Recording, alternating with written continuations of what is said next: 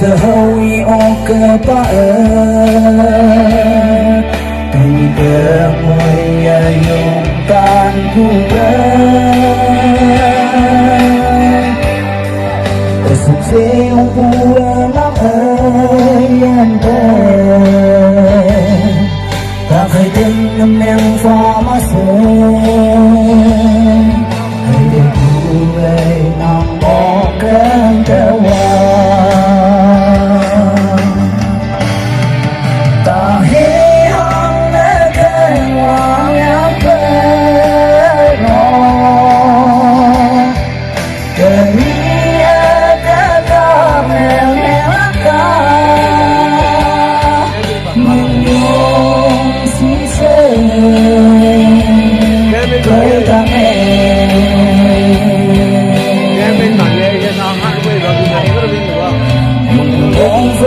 qua khám khờ gió la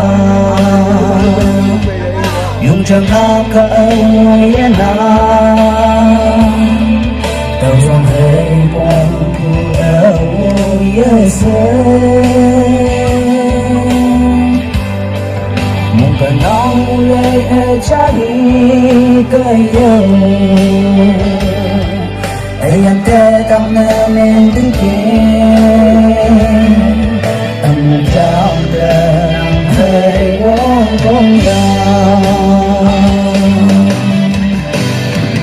ta hãy hăng nơi cơn hoa ngát về cơn nhớ kết ta nghe mắt ta mình ôm xứ sở kể cả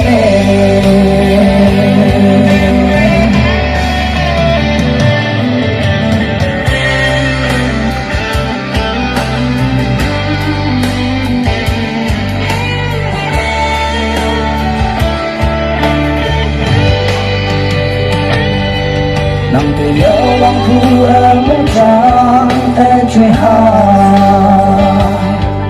nằm chung để sắp lên phải áo ai đâu mong mà âu để pha khi bạc bé thân chân lối trong âm xì nắng từ tay ấp ong cha đất vàng yêu một chân cờ lệ